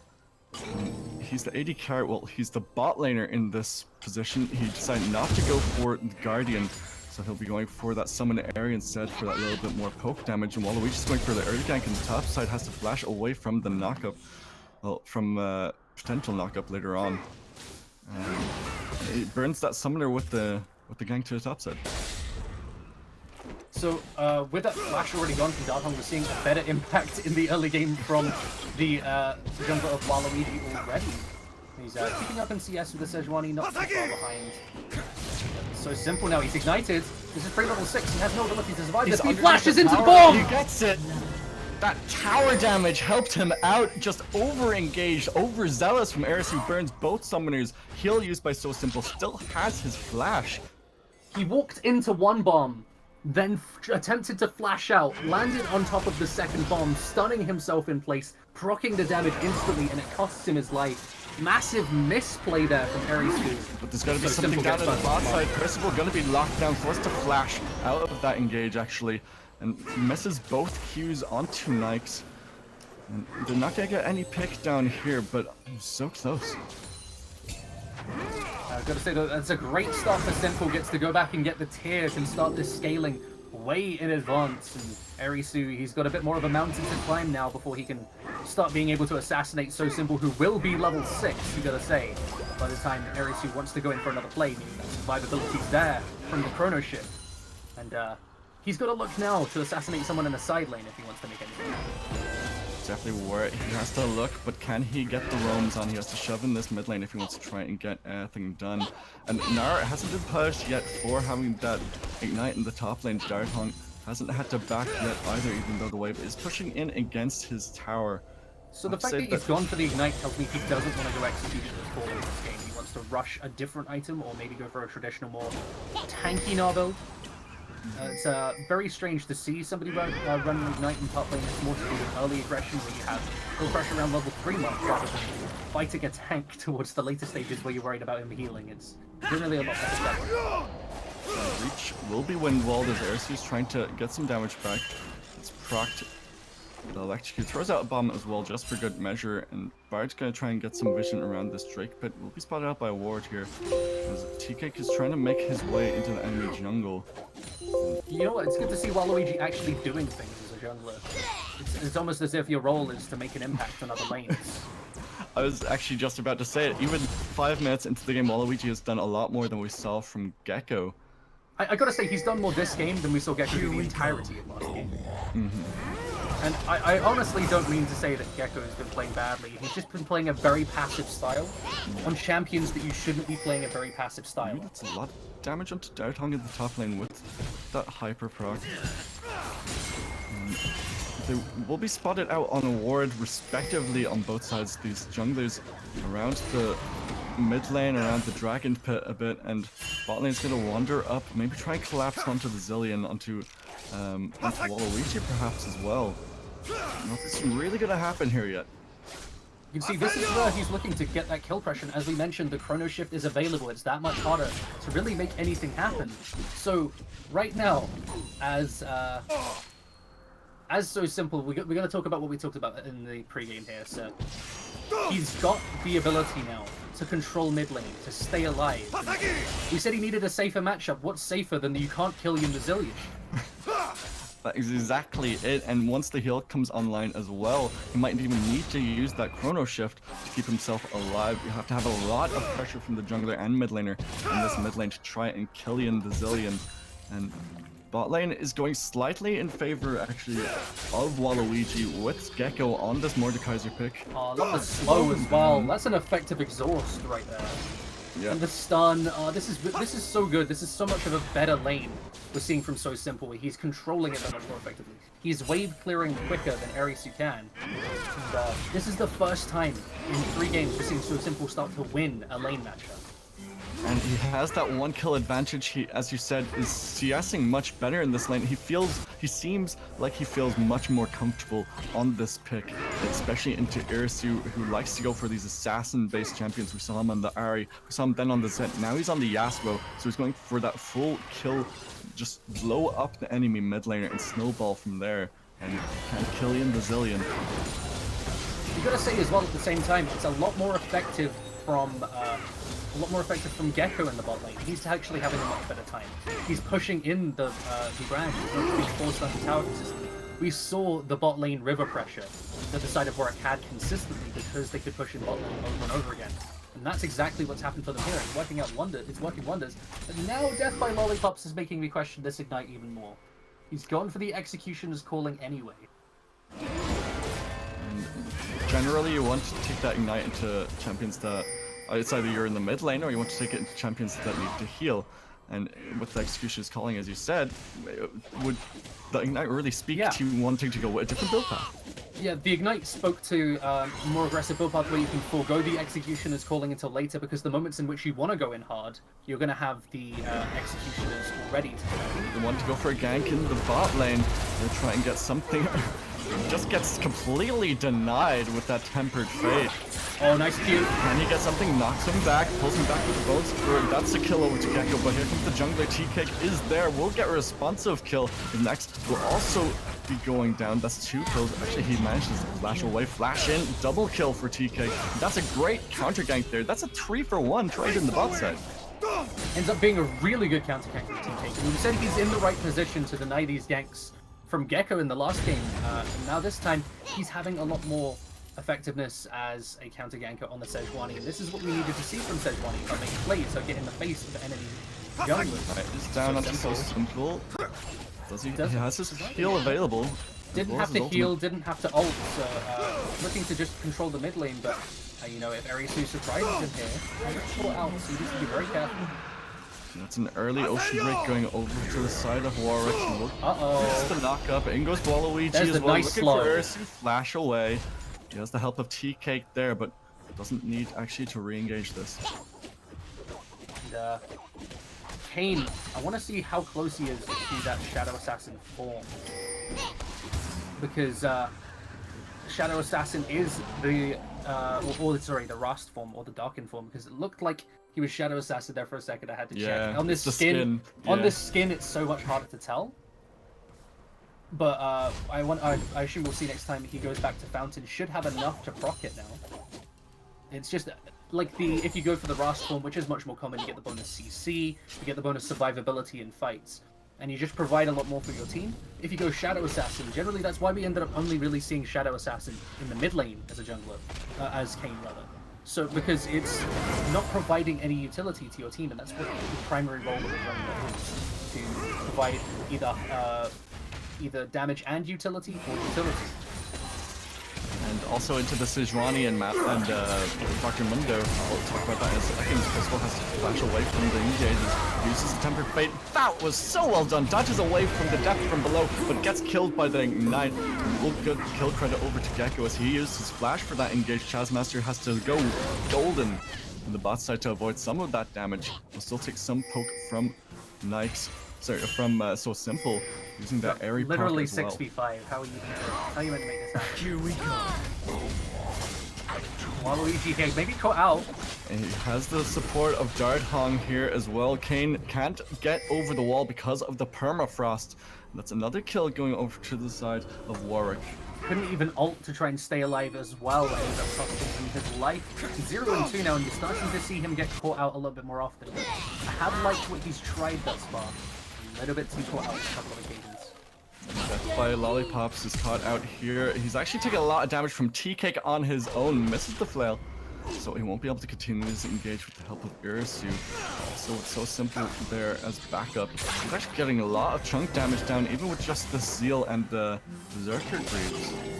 But every single time you see So Simple, he backs up far enough that he doesn't need to go for the heal or the ultimate, so he's able to stay alive, keep the pressure up, and even though he's fallen down a bit in CS to make that run happen bot lane, he's still comfortable, he's still not falling behind, and he knows what he provides in those later stages, where he gets to keep Pike alive as he dives into the backline, or even not. Jungle invade, trying to steal away this red buff, and they will. We'll go over to T-Cake, and they're looking to try and collapse back. Arctic Assault over the wall will get them to safety as well as that popping with the Blast Plant pistol will get outside. So now it's you can see the work, they look uncomfortable, they look like they're up against the Phil jungler when you see TK with Jam suddenly look a lot stronger, have a lot more confidence, and maybe that's the confidence of seeing a non-jungle main going up against you, feel like you can make these plays, you feel like you can make things happen, because you're seeing a level that we haven't seen from in the past couple games. Oh, aggressive hop, and that's a lot of damage on the Death by Lollipops, pops the Satum as well, knockback with the Gnar. And flash aggressively by Dart Hong as well, and we have to see Death by Lollipops will go down here, and he will. Tempered Fate comes out to save guys. Now Chazmaster from below will secure the kill, get some much needed gold onto both the bot laners, and uses that Child of the Grave as well. So this is going to be a 3 versus 2. They're trying to get something back, and Nyx is going to go very low health first of all. He'll heal himself back and goes golden on the side, and Nyx will dodge away from the amount of damage and the sustain from the ultimate from T-Cake, and he will go down to T-Cake. Very close there from the outplay from Nyx, but both of them go down at the same time. Shazmaster's Ghost goes down as well, but you can see the idea of the Mordekaiser. It's making things happen in the bot lane, it's making plays, but it's really been T-Cake with Jam down in this bot side so consistently, denying them every single time they want to go aggressive, making the turnaround play. And that's why he sits at 3-0-3, that's why he looks so comfortable now, even against an aggressive jungle like Nyx. And at this 14-minute mark, there's 2k in the pocket of Warwick that isn't in the pocket of Loughborough, and most of that is in actually T-Cake and Dardhong, and a little bit on Shazmaster on that brand in the bot side. And you were talking about how that Ignite speaks to going for that more aggressive build. It's going towards that Blade of the Rune King. That's definitely what we thought here with the Blade of the Rune King first item against the Mordekaiser, where you want to go for the percentage health damage into the high health target and start to get that side lane roam going on, where you can be that split pusher. You can see how much damage he's done to the tower already. Having fallen behind, having taken that first death in the matchup, it's not looking brilliant for him, especially being a level behind. And you see that level behind? Do you know what comes from? That comes from the fact that he's running Ignite instead of TP and hasn't even used Ignite so far this game. There's been 0 casts of the Ignite thus far this game. And 0. he's 30 in CS behind. That's 2 waves of CS he's missed so I wonder far. where he could have got those 2 waves of CS. Maybe if you take teleport, you can get back up to top lane so the waves don't die to your tower when you die. Oh yeah, that does sound like an impactful decision to go for in the game.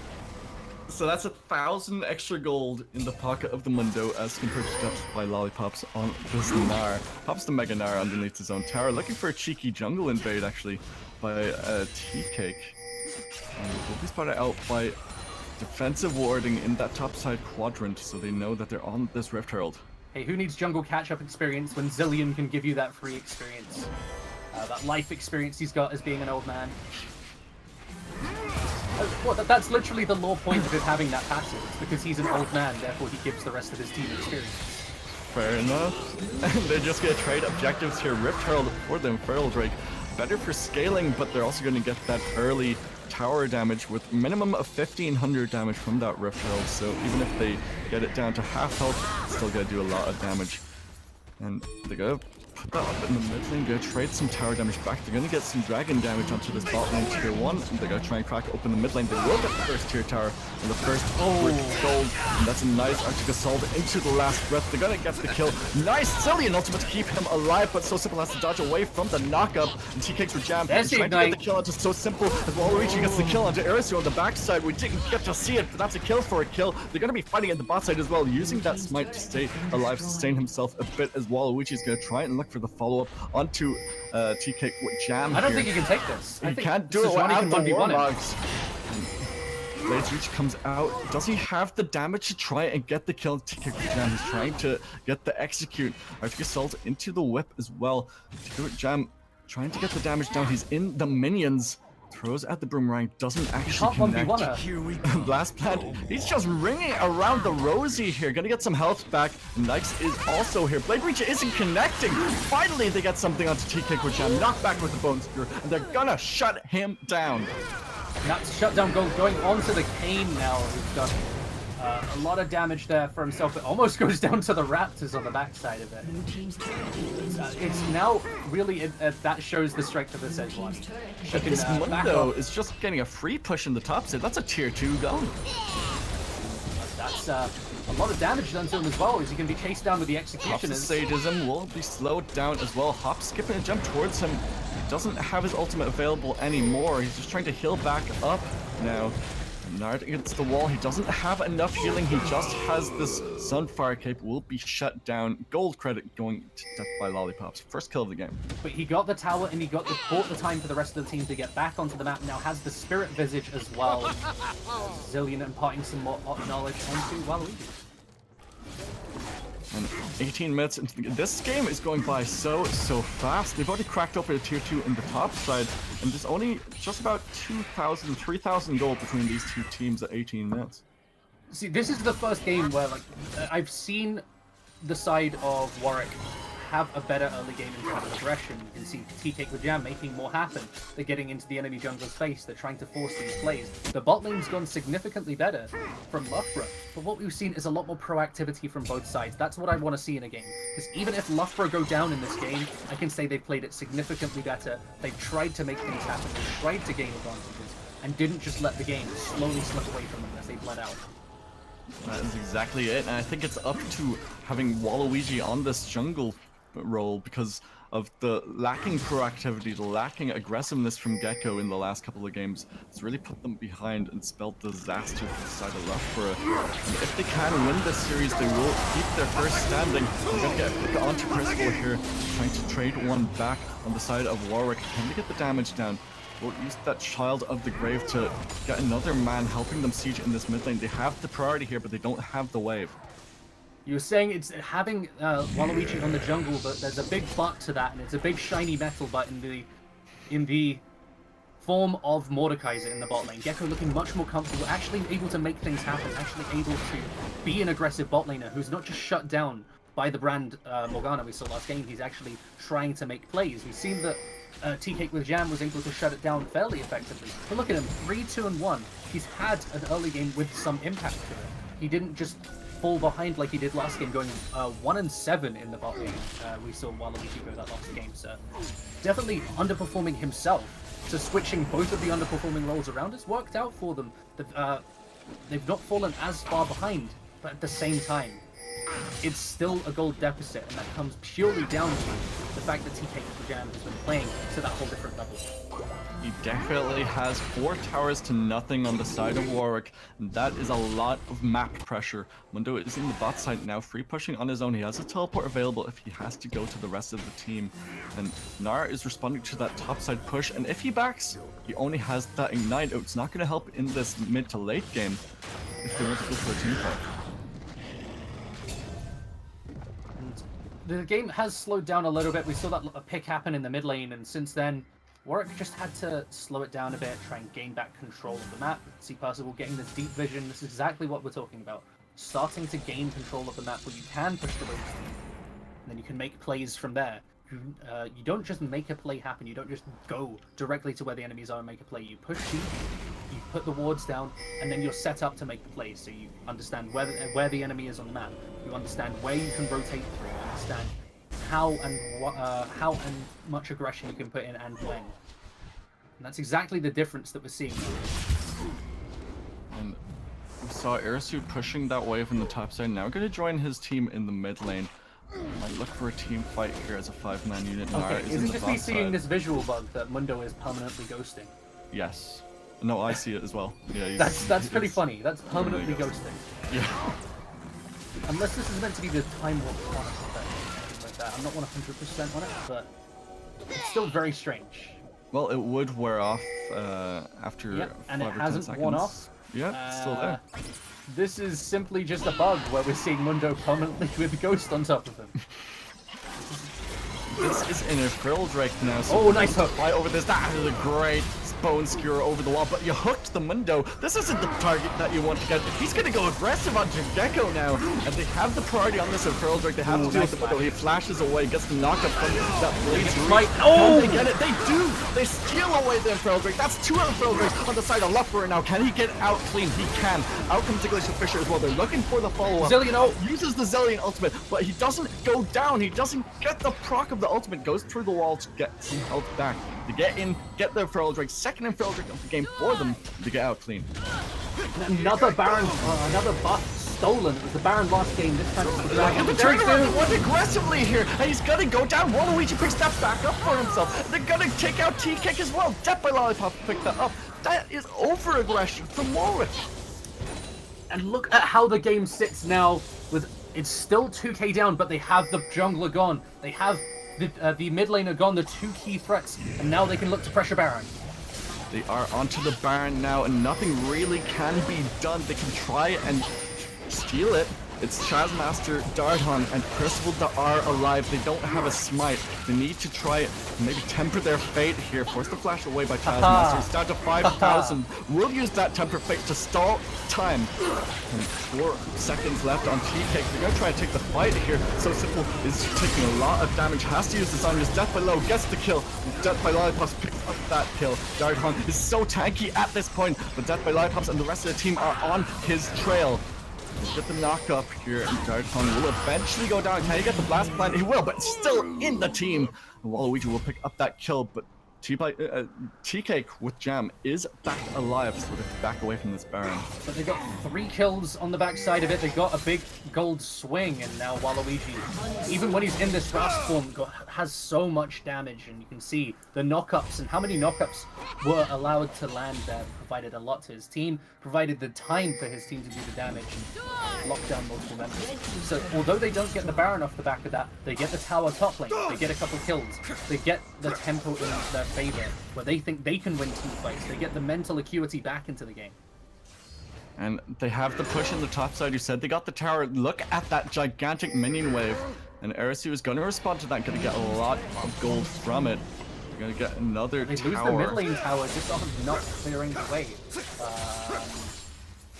Yeah, I think that is just exactly what it was.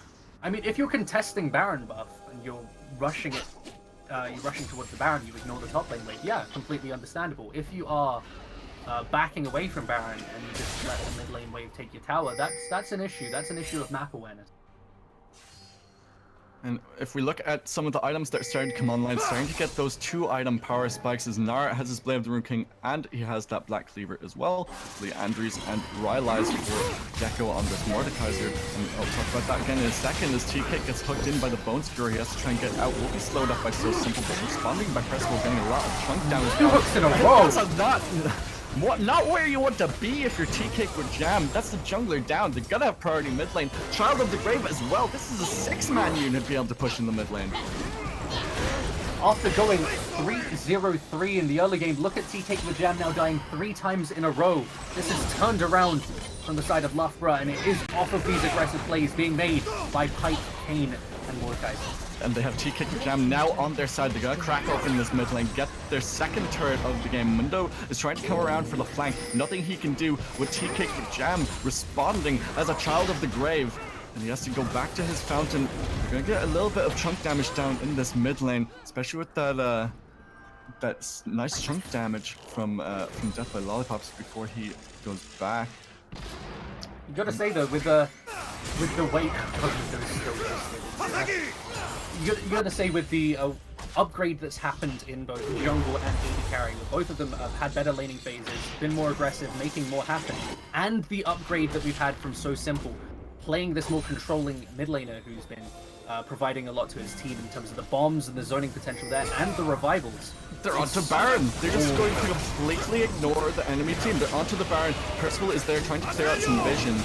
And it's actually chunked down 7,000 health now. Last Breath comes in. They're going to try and get picks. They do get onto Nyx. Percival picks up the kill. Going to try and get another knockup. They're trying to back away. Oh! He's calling for a full retreat, but out comes the Pillar of Flame. So Kane! Another kill for himself as Kane is dominating the backside of the fight as Gecko is going to be taken down. Uses that ultimate from So Simple.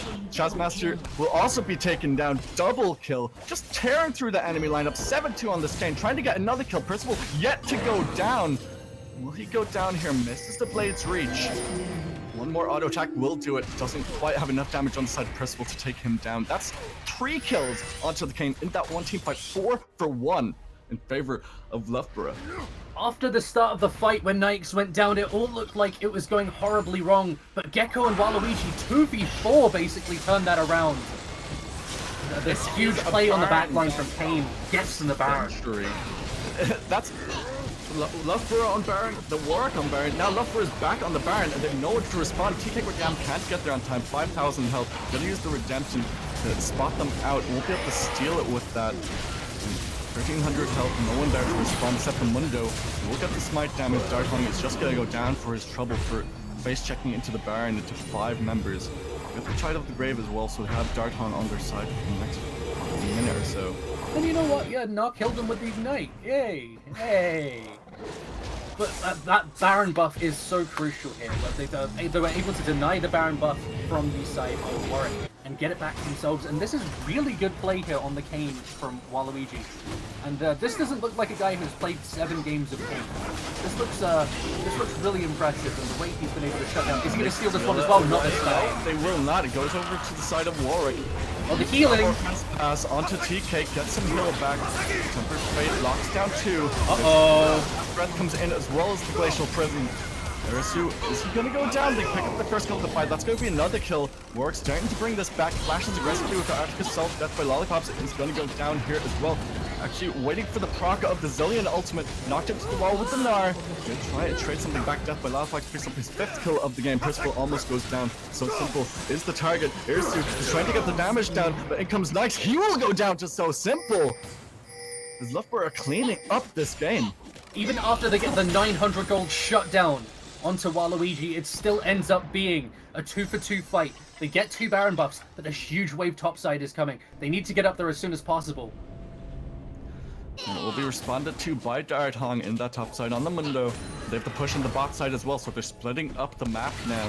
So Simple trying to siege in this mid lane will be responded to by Percival. Darthong has to pop his ultimate. He's actually getting a lot of chunk damage because of the Blade of the Moon King and Executioner's Calling.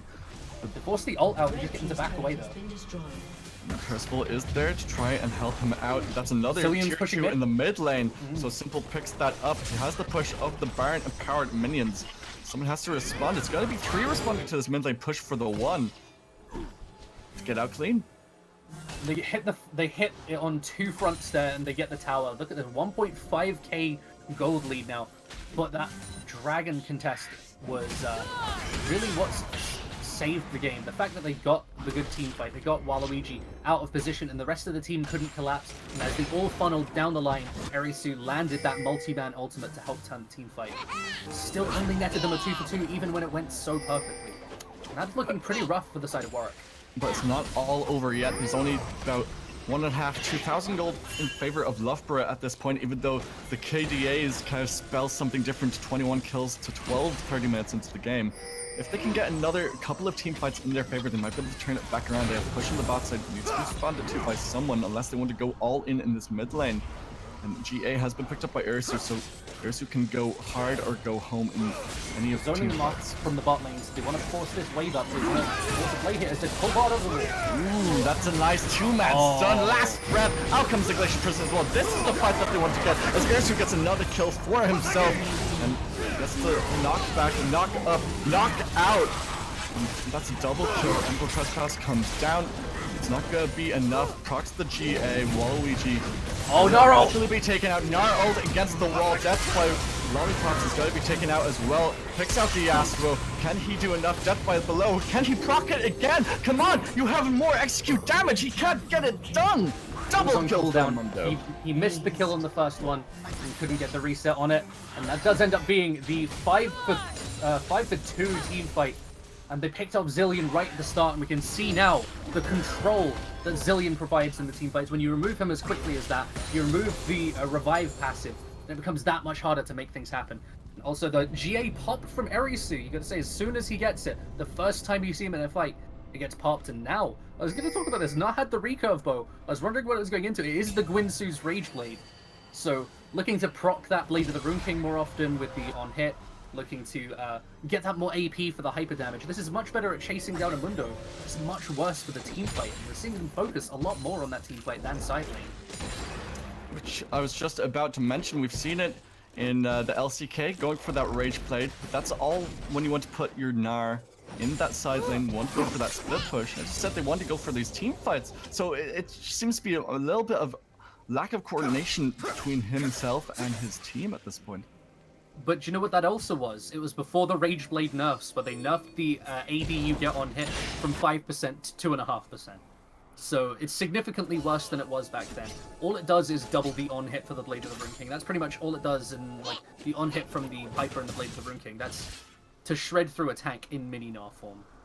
Once you're out of mini Gnar form, it's worthless to you.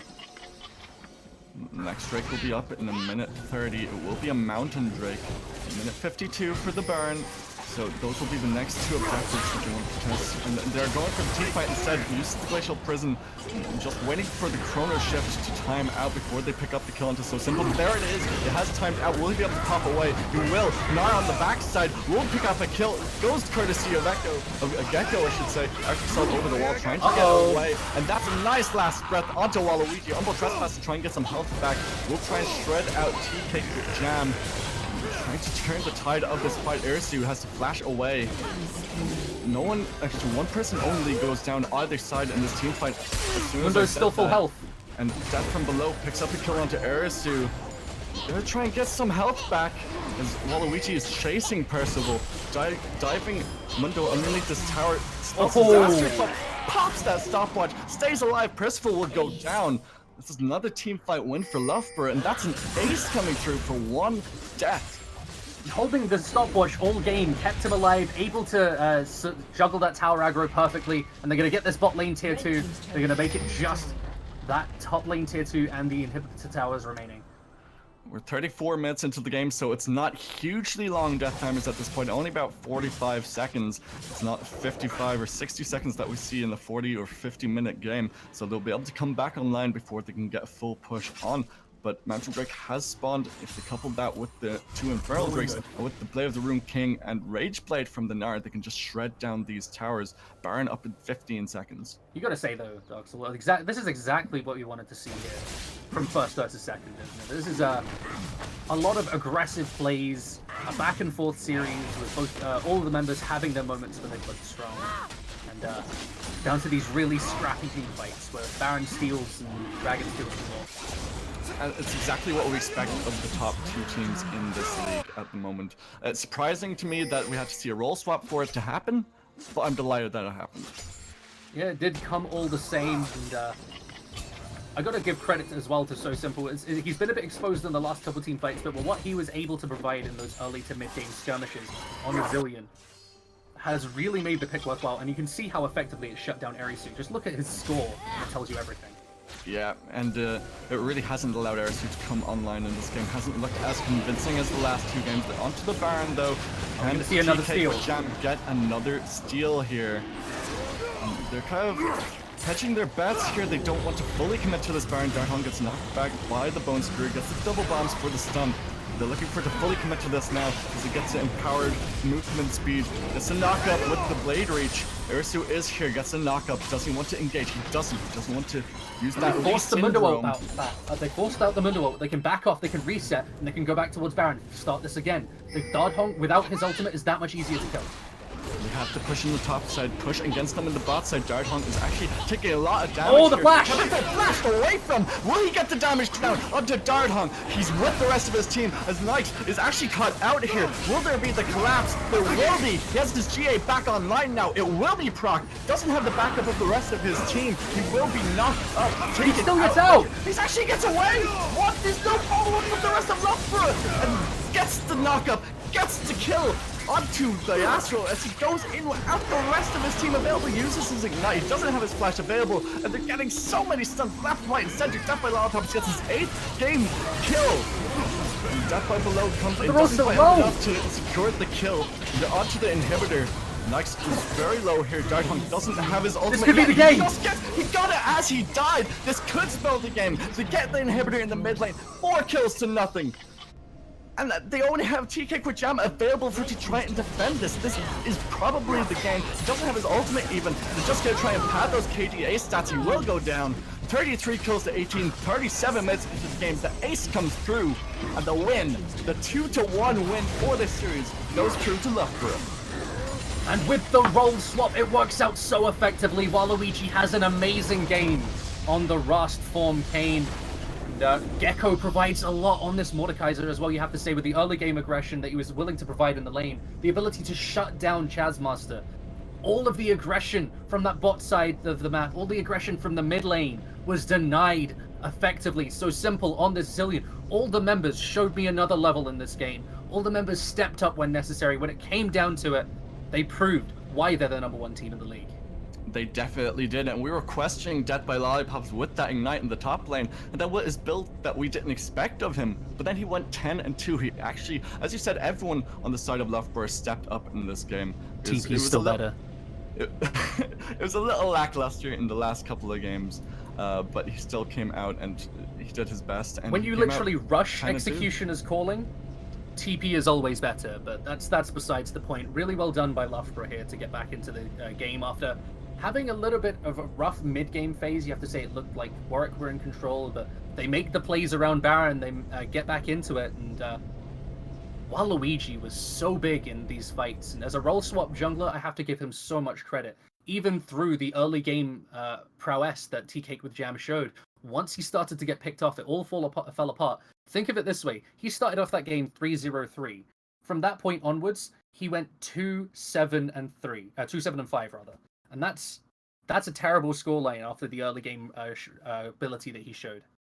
It definitely is, and Irisu couldn't come online in that game. We saw him do so well in the last two games, really stepped up on the Ari, then the Zed. Zed was just dominating in that last game, and now Irisu on the Yasuo just never could come online. So simple was it was actually just so simple being on that Zillion in the mid lane. He had the heal, he had the Chrono Shift as well, so he was so safe in that mid lane and just couldn't allow Irisu to come online. With no pun intended, yeah. With no pun intended, he made the mid lane a much more simplified matchup by just clearing the wave repeatedly and backing off. He didn't have to use the heal or the Chrono Shift so often in those engages from Irisu.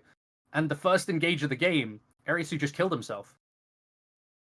And from there, it was just easy peasy. They didn't even need a huge amount of jungle pressure from Waluigi in that mid lane. He gave a couple of ganks, but from there, Zillion wandered down to the bot lane, got a couple of kills on his team, and it was just so much easier, so much simpler having him on that safe mid laner. And they came out with the win. They came out with the series win because that was our third game of the night, and they solidified their top of the ranks with I think they have 12 points now to Warwick having 10. They would have been tied if they came out with the series win, but it did indeed go to Loughborough. That will be the end of it from us tonight. From myself, Dara Darks on my own, and Sin Isier MacLeod. It's been great to talk to you guys. It's been great casting for you guys. We'll be back very, very soon.